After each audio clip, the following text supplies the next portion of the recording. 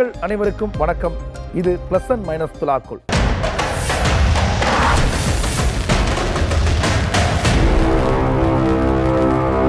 இந்த வாரம் நம்ம நிகழ்ச்சியில் நாம் பார்க்க போகிற திரைப்படம் கட்டா குஸ்தி 2.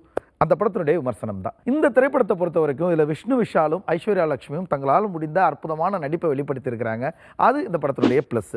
ஆனால் இதில் நடித்த பல நடிகர்களை இன்னும் கொஞ்சம் பெட்டராக யூஸ் பண்ணியிருக்கலாமோ அப்படின்னு நமக்கு தோண வச்சது இந்த படத்தினுடைய ரொம்ப முக்கியமான மைனஸ். இந்த திரைப்படத்தினுடைய விறுவிறுப்பான திரைக்கதை இருக்கு இல்லையா, அது நிச்சயமாக அந்த படத்தினுடைய ப்ளஸ். ஆனால் இன்னும் சில காட்சிகளை இன்னும் பெட்டராக எழுதியிருக்கலாமோ அப்படின்னு பல இடங்களில் நமக்கு தோன்றுற மாதிரி இருந்தது இந்த படத்தினுடைய ஒரு சின்ன மைனஸ். இந்த படத்தில் வருகிற ஜாரா என்கிற அந்த கதாபாத்திரம், அந்த குழந்தை கதாபாத்திரம் இருக்கு இல்லையா, அது இந்த படத்தினுடைய ஆகப்பெரும் பிளஸ். ஆனால் அந்த ஜாரா கேரக்டரே ஒரு சில இடங்களில் கொஞ்சம் ரொம்ப மெச்சூர்டா ப்ளே பண்ணுறது கொஞ்சம் தவிர்த்திருக்கலாமோ அப்படின்னு நம்மளை யோசிக்க வச்சது இந்த படத்தினுடைய மைனஸ். இப்படி இந்த திரைப்படத்தில் இருக்கிற பிளஸ் என்ன மைனஸ் என்ன அப்படிங்கிறத நம்ம டீட்டெயிலாக பார்க்க போகிறோம். வாங்க நிகழ்ச்சிக்கு போகலாம். இது பிளஸ் அண்ட் மைனஸ் துலாக்குள்.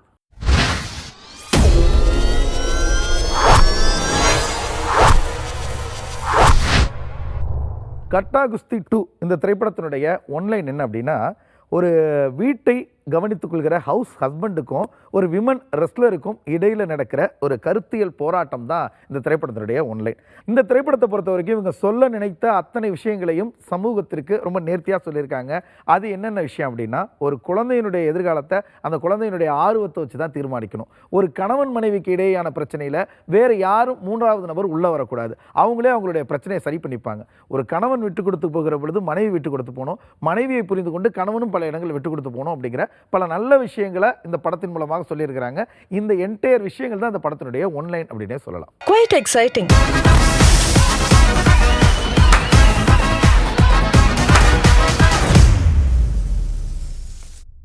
படத்தினுடைய முதல் பிளஸ் விஷ்ணு விஷால் அவர்கள் தான்.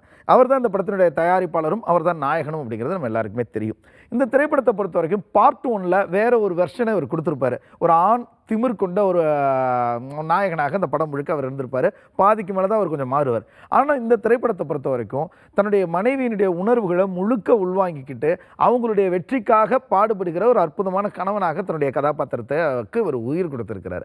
எந்த இடத்துலையும் ஒரு மேல் அப்படிங்கிற ஒரு ஆண் அப்படிங்கிற ஒரு ஈகோவே இல்லாமல் ரொம்ப அற்புதமாக இந்த கதாபாத்திரத்தை ஏற்று அவர் நடித்ததற்காகவே அவரை நம்ம பாராட்டி தீர்க்கலாம். அதை தாண்டி தனக்கு கொடுக்கப்பட்ட கதாபாத்திரத்திற்கு என்ன வேண்டுமோ அந்த நடிப்பை ரொம்ப கனக்கச்சிதமாக அவர் வெளிப்படுத்தியிருக்கிறதும் படத்திற்கு ரொம்ப முக்கியமான பிளஸ். ஆக படத்தினுடைய நாயகனாக இந்த படத்திற்கு ஒரு பிளஸ்ஸாக மாறி நிற்கிறார் நடிகர் விஷ்ணு விஷால்.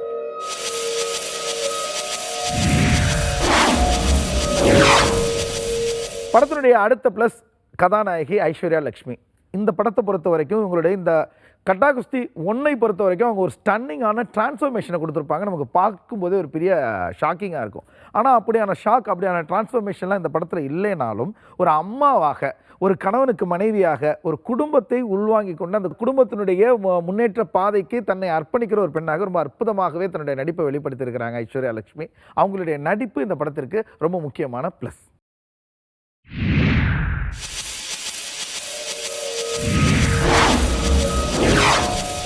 படத்தினுடைய அடுத்த ப்ளஸ் இயக்குனர் செல்லா அப்பாவு. இவர் பொறுத்த வரைக்கும் கட்டா குஸ்தி 1 அதுக்கு பார்ட் 2வா என்ன பண்ண போகிறாங்க அப்படிங்கிற ஒரு யோசனையும் எதிர்பார்ப்பும் தான் ரசிகர்கள் இடத்துல இருந்துச்சு. இந்த படத்திற்கு எப்படி பார்ட் 2 கொடுக்க போகிறாங்க அப்படின்னு யோசிச்சுக்கிட்டு இருந்தவங்களுக்கு இப்படியும் ஒரு பார்ட் 2 பண்ணலாமா அப்படின்னு ஒரு பெரிய அற்புதமான ட்ரீட் அவர் கொடுத்துருக்கிறார் அப்படின்னு தான் சொல்லணும். பொதுவாக தமிழ் சினிமாவில் பார்ட் 1 ஹிட் ஆகும், அதே பேரை வச்சு வருகிற பார்ட் 2 பெரும்பான்மையான நேரங்களில் ஹிட் ஆகிறதே இல்லை அப்படிங்கிற ஒரு பேர் இருக்குது. அதை ரொம்ப அழகாக பிரேக் பண்ணிவிட்டு பார்ட் 2லேயும் ஹிட் கொடுக்க முடியும் அப்படிங்கிறத இந்த திரைப்படத்தின் மூலமாக நிரூபிச்சிருக்கிறார் இயக்குனர் செல்லா அப்பாவு. அவர் இந்த படத்தினுடைய ரொம்ப முக்கியமான பிளஸ்.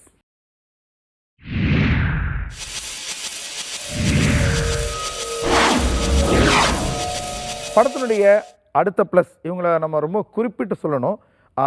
சைல்டு ஆர்டிஸ்டா, அதாவது விஷ்ணு விஷால் ஐஸ்வர்யா லட்சுமிக்கு மகளாக நடித்திருக்கிற ஜாரா, அவங்களுடைய கதாபாத்திரத்தை ரொம்ப நுட்பமாக உள்வாங்கி இந்த சின்ன வயசுலேயே இவ்வளோ அழகாக நடிக்க முடியுமா அப்படின்னு நம்மளை காட்சிக்கு காட்சி ஆச்சரியப்படுத்துகிறாங்க ஜாரா.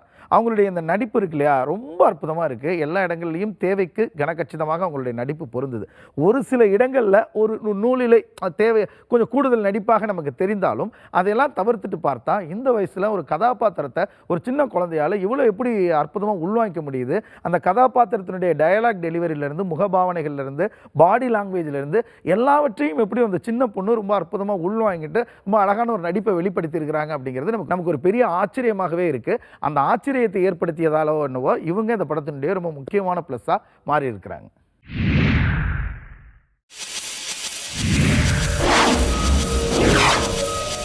இந்த திரைப்படத்தை பொறுத்த வரைக்கும் இவங்க எடுத்துக்கிட்ட அந்த கதைக்களம் இருக்கு இல்லையா, ஒரு குடும்பத்தை தாண்டி ஒரு விளையாட்டு, அந்த ரெஸ்லிங் அப்படிங்கிற அந்த விளையாட்டினுடைய அந்த கிரவுண்ட், இது ரெண்டத்தையும் ரொம்ப அழகாகவே மேட்ச் பண்ணியிருக்காங்க.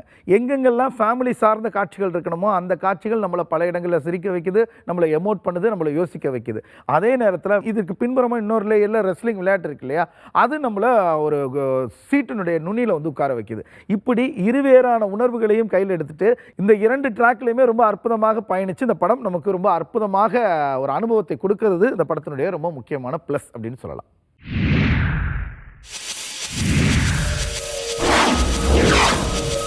பொதுவாக மக்கள் மத்தியில் ஒரு பெரிய வரவேற்பை பெற்று மெகா ஹிட்டான ஒரு திரைப்படத்தினுடைய பார்ட் 2 வெளிவருது அப்படின்னா அந்த திரைப்படத்திற்கு மக்கள் மத்தியில் ஒரு பெரிய எதிர்பார்ப்பு இருக்கும். அந்த பார்ட் 2 அப்படிங்கிறது பார்ட் 1ஐ காட்டிலும் இன்னும் பிரமாதமான ஒரு அனுபவத்தை மக்களுக்கு கொடுக்கும் அப்படிங்கிற எதிர்பார்ப்போடு தான் மக்கள் தேட்டருக்கு வருவாங்க. ஆனால் பல நேரங்களில் அந்த எதிர்பார்ப்பு மக்களுக்கு ஒரு பெரிய ஏமாற்றத்தை கொடுக்கறத நம்ம பார்த்துருக்கோம். ஆனால் அந்த இயக்குனருடைய இயக்கத்தில் வெளிவந்திருக்கிற அந்த கட்டா குஸ்தி திரைப்படம் 2 இருக்கு இல்லையா, பார்ட் 2 இருக்கு இல்லையா, இது அந்த பார்ட் 1 கொடுத்த அனுபவத்தை தாண்டி ஒரு நல்ல அனுபவத்தை கொடுத்துருக்கா அப்படின்னா அதில் சில விஷயங்கள் இருக்குது, சில நெருடல்கள் இருக்குது. அந்த நெருடல்கள் என்னவோ அதுதான் இந்த படத்தினுடைய மைனஸ். அந்த மைனஸ் என்ன அப்படிங்கிறது இப்போ நம்ம ஒன்று ஒன்றா பார்த்துட போகிறோம். படத்தினுடைய முதல் மைனஸ் யார் அப்படின்னா படத்தினுடைய இயக்குனர் செல்லா அப்பாவு. காரணம் என்ன, எதற்காக அவரை நம்ம மைனஸில் வந்து சொல்கிறோம் அப்படின்னா, படத்தில் அந்த ஆப்போசிட்டில் இந்த வில்லனாக ஒருத்தரை நமக்கு காட்டுறாங்க இல்லையா, கோச் அப்படிங்கிற ஒருத்தரை வில்லனாக காட்டுறாங்க. அவருக்கு எதற்கு ஐஸ்வர்யா லட்சுமியின் மீது அவ்வளோ பெரிய வன்மம்? ஏதோ ஒரு இடத்துல பேர் சொல்லு அப்படிங்கிறதுக்காக அந்த விஷயம் அவ்வளோ பெரிய வன்மமாக மாறி பயங்கரமாக பிளான் பண்ணி அவங்களுடைய லைஃபையே காலி பண்ணுற அளவுக்கு இவங்க அவருக்கு என்ன செஞ்சாங்க அப்படிங்கிற ஒரு கேள்வி நமக்கு வந்து நெருடலாகவே இருக்குது. அந்த கேள்விக்கு சரியான பதிலை இந்த படம் சொல்லாதது இந்த படத்தினுடைய ரொம்ப முக்கியமான மைனஸ். அதை இன்னும் கொஞ்சம் பெட்டராக ஹேண்டில் பண்ணியிருந்தால் நல்லா இருக்குமோ அப்படின்னு தோணுச்சு. அதை செய்யாமல் விட்டது இந்த படத்தினுடைய ஒரு சின்ன மைனஸ்.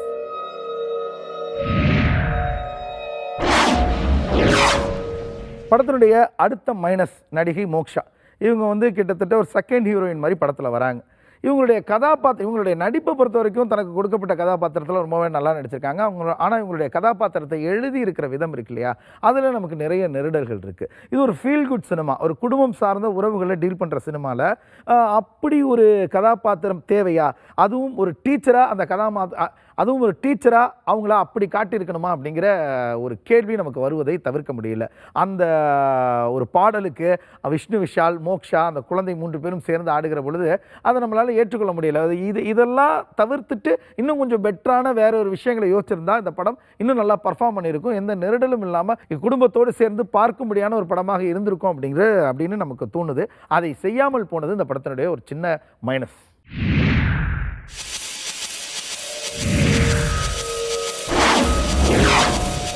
படத்தினுடைய அடுத்த மைனஸ் இசை ஷான் ரோல்டன் அப்படின்னு போட்டால் அந்த படத்தினுடைய பாடல்கள்லாம் கண்டிப்பாக பிரமாதமாக இருக்கும் அப்படின்னு ஒரு பிராண்டே உருவாக்கி வச்சிருக்கிறாரு ஷான் ரோல்டன். ஆனால் இந்த திரைப்படத்தில் அந்த ஒரு பாடல் மட்டும்தான் கேட்கும்படியாக இருந்தது, அந்த சம்பவக்காரி பாடல் மட்டும்தான். அந்த சம்பவக்காரி பாடலை இவரே பாடியிருக்கிறாரு. அதுவும் அந்த வாய்ஸ் வந்து என்ன ப்ராசஸிங்கில் என்ன நடந்துச்சுன்னெலாம் தெரில, ஒரு மாதிரி இறைச்சலாக நமக்கு கேட்குறது, ஒரு மாதிரி அவர் அயற்சியை கொடுக்கறதையும் தவிர்க்க முடியல. இன்னும் மற்ற பாடல்கள்லையும் அவர் கவனம் எடுத்திருந்தார்னா ஒரு நல்ல ஆல்பமாக அவருக்கு இந்த படம் அமைந்திருக்கும். அது இல்லாமல் போனதனால் ஷான் ரோல்டன் இந்த படத்திற்கு ஒரு சின்ன மைனஸாக மாறி நிற்கிறார்.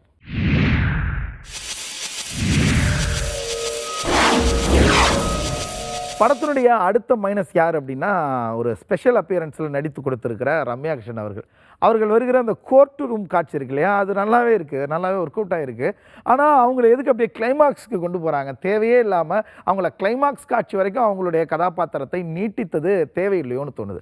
கிளைமாக்ஸில் இவங்க ஏதாவது ஒரு விஷயத்தை பண்ணியிருந்தாங்கன்னா அப்படிப்பட்ட ஒரு நடிகையினுடைய இருப்பு அவசியமாக இருந்திருக்கும். ஆனால் அது மாதிரி எதுவுமே பண்ணாமல் ஜஸ்ட் லைக் தட் ஒரு ஜூனியர் ஆர்டிஸ்ட் மாதிரி நடுவர் மாதிரி வந்து உட்காந்துட்டு போகிறாங்க. அதுக்கு எதற்கு ரம்யா கிருஷ்ணன் அப்படிங்கிற ஒரு கேள்வி வருது. அதாவது இந்த கிளைமாக்ஸ் காட்சி ஹீரோவுக்கும் ஹீரோயினுக்கும் இடையில ஒரு சண்டை நடக்கும் இல்லையா, அதுக்கு நடுவர் மாதிரி ரம்யாக்ஷன் வந்து உட்கார்ந்துருப்பாங்க இல்லையா, அந்த காட்சிகளை தவிர்த்திருந்திருக்கலாம். தவிர்க்காமல் போனது இந்த படத்தினுடைய ஒரு சின்ன மைனஸ்.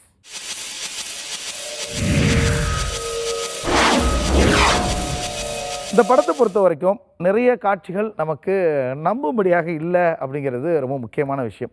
என்னன்னா, இவர் விஷ்ணு விஷால் வந்து வீட்டில் வேலை செய்வார், ஒரு ஹவுஸ் ஹஸ்பண்டாக அவர் இருப்பார். அவர் செய்கிற வேலைகளை எல்லாம் அவருக்கு எதிர் வீட்டில் இருக்கிற கருணாகரன் வந்து வீடியோ எடுத்து ரீல்ஸாக போட்டு அந்த ரீல்ஸ் எல்லாம் வைரல் பண்ணிக்கிட்டே இருப்பார். ஆனால் இவருக்கு கடைசி வரைக்கும் இந்த ரீல்ஸ் எல்லாம் யார் எடுக்கிறா அப்படின்னு எனக்கு தெரியவே இல்லை அப்படின்னு சொல்லுவார். என்ன அவர் வீட்டு வாசலுக்கு எதிரில் நடக்கிற விஷயங்களை வேறு யாரால் எடுத்துட முடியும்?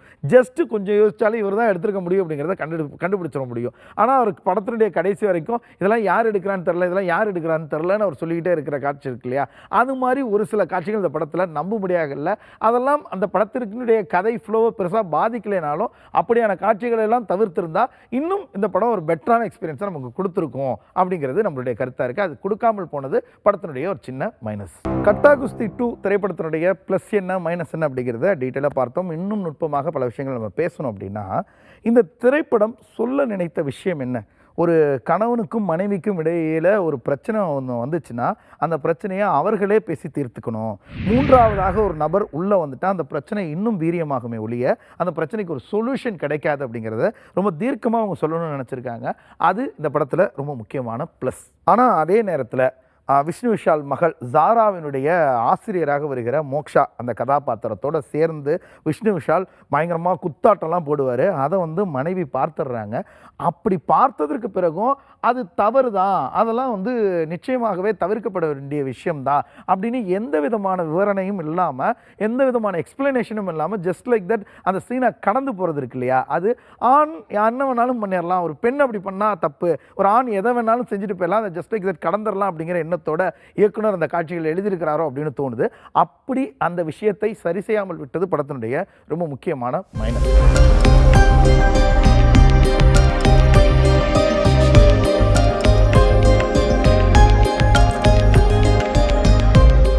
கட்டா குஸ்தி 2 அப்படின்னு பேரை வச்சுட்டு கட்டா குஸ்தியில் இன்னும் கொஞ்சம் கூடுதல் கவனம் செலுத்தாமல் குடும்ப உறவுகளை பற்றிய விஷயங்களையே நிறைய சொல்லிட்டாங்களோ அப்படின்னு ஒரு உணர்வு ஏற்படுது.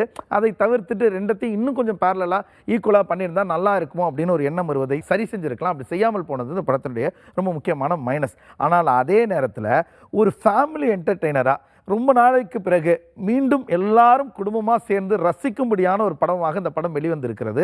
இந்த படத்தினுடைய அந்த கதைய அம்சமும் இந்த படத்தினுடைய காட்சிகளும் நிச்சயமாக இந்த படத்தினுடைய ரொம்ப முக்கியமான ப்ளஸ்.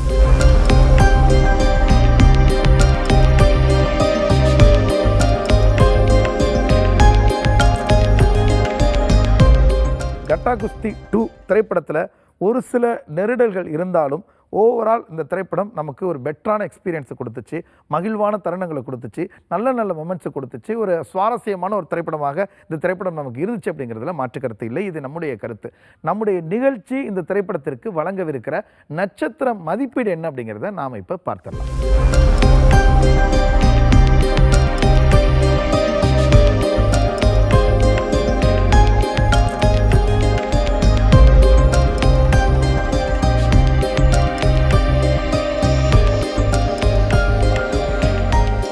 கட்டா குஸ்தி 2 திரைப்படத்திற்கு நம்முடைய நிகழ்ச்சி வழங்கியிருக்கிற நட்சத்திர மதிப்பீடு 4. நேர்களே, மீண்டும் வேறொரு திரைப்படத்தோடும் அந்த திரைப்படம் சார்ந்த செய்திகளோடும் உங்களை வந்து மீண்டும் சந்திக்கிறோம். அதுவரையில் உங்களிடமிருந்து விடைபெறுகிறோம். நன்றி, வணக்கம். இது ப்ளஸ் அண்ட் மைனஸ் துலாக்கோல்.